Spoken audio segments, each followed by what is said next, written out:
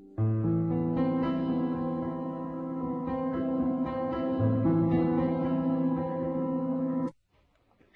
का एक बहुत अनूठा वचन है कि आकांक्षा सोच विचार के करना, क्योंकि आकांक्षाएं पूरी हो जाती। जिसे तुम चाहते हो वो आ ही जाता है, देर अबेर। आकांक्षा सोच समझ के करना। अगर धन मांगा, धन आ जाएगा, एक दिन आ ही जाएगा। अगर पद मांगा, पद आ जाएगा, एक दिन आ ही जाएगा। क्योंकि आदमी जो चाहता है धीरे धीरे उस तरफ खिंचता चला जाता है। जिसकी आकांक्षा होती है उसका प्रयास भी होने लगता है, जिसका प्रयास होता है उसकी प्राप्ति भी होने लगती है। सोच के मांगना, क्योंकि जो मांगा है वो मिल जाता है। विचार के मांगना, नहीं तो पछताओगे, नहीं तो रोओगे, क्योंकि इतने दिन मांगने में गए, इतने दिन जो मांगा उसको इकट्ठा करने में गए, अब वो मिल गया और कुछ भी नहीं मिला, कुछ और मांग लिया होता।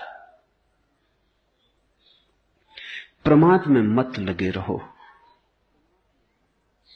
पूरी जिंदगी जिसे तुम जिंदगी कहते हो एक गहरी नींद है, जिसमें तुम करते बहुत हो, होता कुछ भी नहीं, चलते बहुत हो, पहुंचते कहीं भी नहीं, जिसमें तुम सिर्फ मरते हो, जीते नहीं। कामरति का मत गुणगान करो, मत गुणगान करो वासना का, क्योंकि जितना तुम गुणगान करते हो अपने ही गुणगान से प्रभावित होते चले जाते हो। आदमी आत्म सम्मोहन में गिरता है। तुमने कभी सोचा, तुम जिस चीज का गुणगान करते हो वही चीज तुम्हारे मन में समाने लगती। गुणगान तुम्हारा ही तुम ही को प्रभावित कर जाता है। बुद्ध और महावीर दोनों ने कहा है, काम कथा मत सुनो। लेकिन काम कथा ही लोग देखते हैं, सुनते हैं। फिल्म हो कि रेडियो हो कि किताब हो कि उपन्यास हो कि कविता हो, लोग काम कथा ही सुनते और पढ़ते हैं। और फिर जब काम वासना जोर से पकड़ती है, घबराते, तब कहते हैं ये तो बड़ा मुश्किल है, इससे छुटकारा कैसे हो। उसी को आरोपित करते, उसी को सींचते, उसी को संभालते। और जब समझ जाती है और जब सारे जीवन को जकड़ लेती, तो फिर चिल्लाते हैं, चीखते हैं कि इससे छुटकारा कैसे हो। काम वासना वस्तुतः कुछ भी नहीं, सम्मोहन है। और जिस चीज के प्रति भी तुम सम्मोहित होते चले जाओ, सम्मोहित का अर्थ है जिसका भी तुम सुझाव अपने को देते चले जाओ, वही चीज रसपूर्ण हो जाती। रस आदमी स्वयं डालता है। रस वस्तुओं में नहीं, तुम डालते हो। इसलिए प्रत्येक संस्कृति, प्रत्येक सभ्यता अलग अलग तरह की चीजों में उत्सुक हो जाती,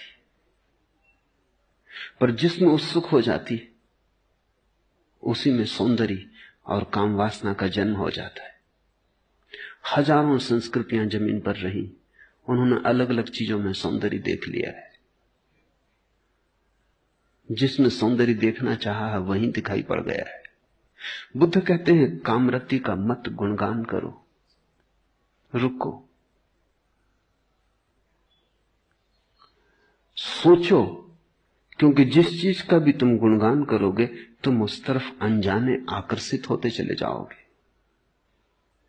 आदमी अपनी ही बातों से प्रभावित हो जाता है। तुमने कभी देखा, रास्ते में अंधेरे में किसी गले कूचे से गुजरते हो, अकेले हो, डरते हो, गीत गुनगुनाने लगते हो या सीटी बजाने लगते हो।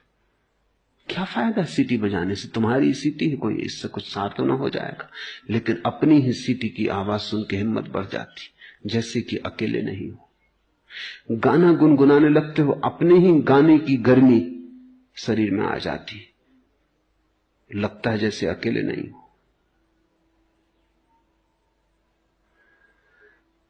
तुमने अपने जीवन को अपने ही सुझावों से भर लिया है। तुम उन्हीं में गिरे हो, उन्हीं में दबे हो। तुम्हारा सुझाव ही तुम्हारा संसार है। तुम्हारा आत्म सम्मोहन, ऑटो हिप्नोसिस ही तुम्हारा संसार है। और जब बुद्ध या शंकर कहते हैं संसार माया है, तो तुम ये मत समझना कि इन वृक्षों चांद तारों के संबंध में कह रहे हैं।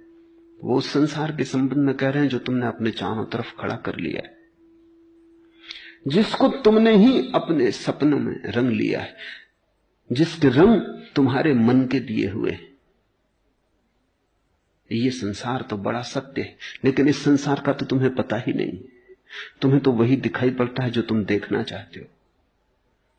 तुम्हें तो वही दिखाई पड़ता है जिसकी तुम कामना करते हो।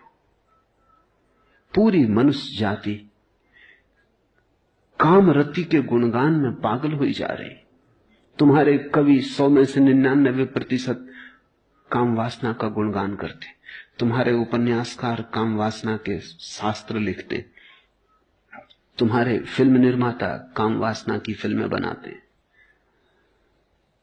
हर चीज काम वासना के आसपास घूम रही। अगर कार भी बेचनी हो तो एक नग्न स्त्री को या सुंदर स्त्री को उसके पास खड़ा करना पड़ता। कार नहीं बिकती, सुंदर स्त्री बिकती।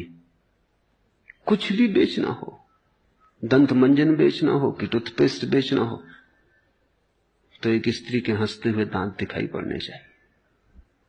वो दांत दिखते। कुछ भी, छोटी सी चीज से लेकर बड़ी चीज तक, सारे बाजार में काम वासना बिकती। और फिर तुम राम को पाना चाहते हो, मुश्किल में पड़ जाते हो, अपना ही दलदल खड़ा कर लेते हो, उसमें खुद ही उलझ गए हो। बुद्ध कहते हैं कामरति का मत गुणगान करो, क्योंकि वो गुणगान तुम्हें सुलाएगा, वो लौरी बन जाएगा और तुम प्रमाद में डूब जाओगे। अगर गुणगान ही करना है तो निर्वाण का करो, मोक्ष की चर्चा करो। अगर गुणगान ही करना है तो सत्य का करो, सपनों का नहीं। लेकिन सत्य को सुनने को कौन आता है? सत्य का गुणगान सुनने की किसको इच्छा है? सत्य की बात ही सुन के कड़वी लगती, क्योंकि सत्य तुम्हारे सपनों को तोड़ता है। सत्य दुश्मन जैसा मालूम पड़ता है। इसलिए तो बुद्धों को हम पत्थर मारते हैं, जीसस को सूली पे लटका देते हैं, सुकरात को जहर पिला देते हैं। हम बर्दाश्त नहीं करते इन लोगों को। ये खतरनाक है। हम मजे से सो रहे हैं और गहरी नींद ले रहे हैं और बड़े मधुर सपनों में डूबे, और ये नासमझ आके जगाने लगते कि जागो, सुबह हो गई। जैसे सर्दी की रात, अगर तुमने किसी को कहा है सुबह उठा देना, हालांकि तुमने ही कहा है, लेकिन सुबह जब वो तुम्हें उठाता है तो मन में नाराजगी आती कि ये दुष्ट आ गया, कहा तुम्ही ने था। तो जब साधारण सर्दी की रात में सुबह उठने में ऐसी कठिनाई हो जाती, लोग अलार्म घड़ी को उठा के पटक देते। अलार्म घड़ी का क्या कसूर है?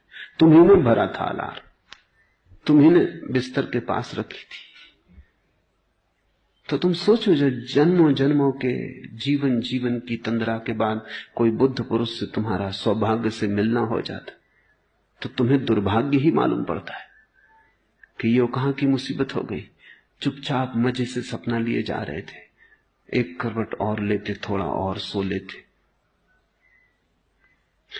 ध्यान रखो, अगर तुम बुद्ध पुरुषों की वाणी भी सुनते रहो तो भी धीरे धीरे तुम पाओगे तुम्हारे आसपास जो झूठ का एक जाल था वो खिसकना शुरू हो गया। सत्य की एक किरण भी गहन से गहन अंधेरे को तोड़ने में समर्थ है। छोटी सी किरण, जन्मों का अंधेरा भी टूट जाता है।